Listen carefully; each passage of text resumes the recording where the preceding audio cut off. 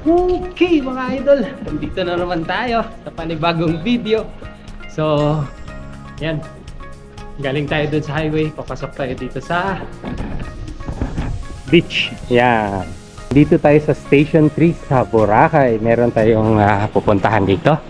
Gusto natin mag-experience ng Boracay. Maganda yung panahon mga lods. Ayan. Kita nyo naman, maraming naliligo kahit tanghaling tapat. Grabe kainit yan mga lods.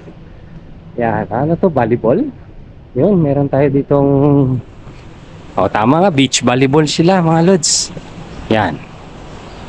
Merong beach volleyball dito. Ngayon, July 7. Yun, July 7 ngayon. Yan. Isla Bonita dito sa kabila. At yan, sponsored by Globe. Beach volleyball mga lods. Ang daming naliligo doon. Dito is Sands, Boracay Sands Hotel. Yan. Tapos Astoria Current doon sa kabila. So dito tayo meron tayong mga player ng yan. It's Boracay. Tanghaling tapat, maraming naliligo.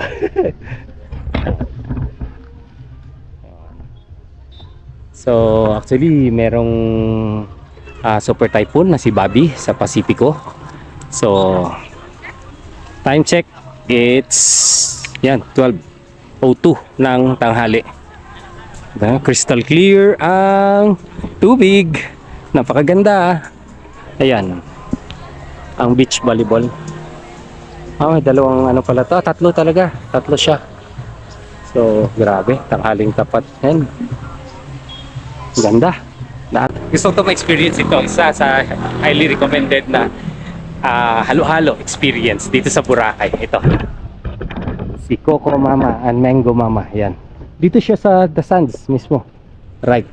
Yan. So pasok tayo. Nag-order tayo rito. So kakain tayo rito. Yan.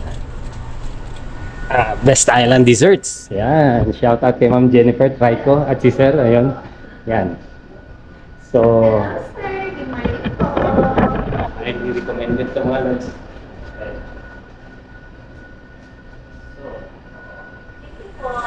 Sige ba? So, experience natin dito tayo sa labas. So, yun. So, dito tayo sa beach. Kakain. Yun mga lods. Kakain tayo dito sa beach. With beach volleyball ang pinapanood natin dito. So, although mainit, ito magandang experience to eh. Yung presyo is tama, sakto lang, very affordable, 200 to 300 pesos siya ang price range daw, depende naman sa flavor na gusto niyo. So tikman natin to. Wow.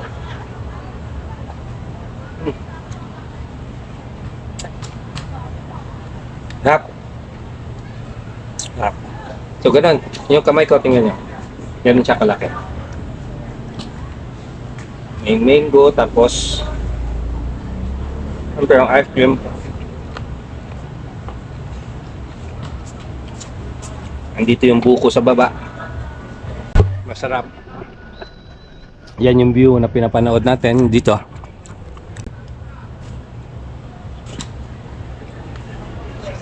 Kakaibang experience. Sarap.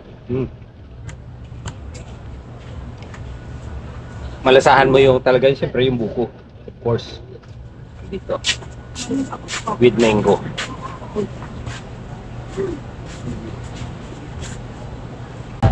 Share ko lang. So kung hindi mo susubukan isang bagay na gusto mong gawin, alam mo yun, hindi ko to na experience yung ganito kasi yun nga, dahil sa sitwasyon ko. Ulit nagpapasalamat ako dito kay Kaangat Buhay, kay BP Lenny Robredo, Vice President, former Vice President Lenny Robredo. At syempre sa sister-in-law niya si Doktora Penny Robredo Bondok. Ano din?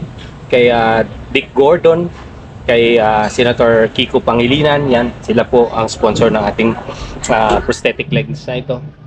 Ito ay isang spare natin to kasi yung original natin ginagamit is nagka-diferensya po So, dinala sa Manila para ABP Legacy Global Philippine Community Beach Volleyball Tournament 2026. Presenting our officiating officials for this match. First referee, the starting lineup for Biang Davao City.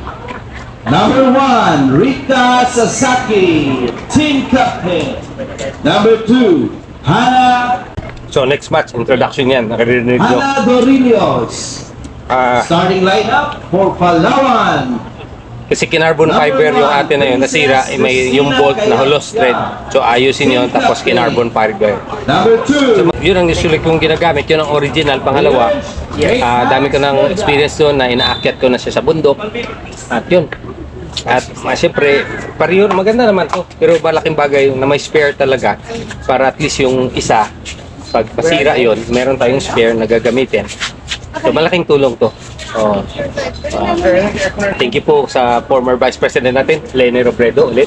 Yan, thank you po sa suporta ninyo, sa lahat ng tulong. Senator Pico, Pangilinan. So, yun, na-experience natin to. This is like, after, you know, sobrang struggles natin to rise again. How beautiful it is. Maganda talaga ang mundo. Tao lang ang magulo. Na-enjoy natin to.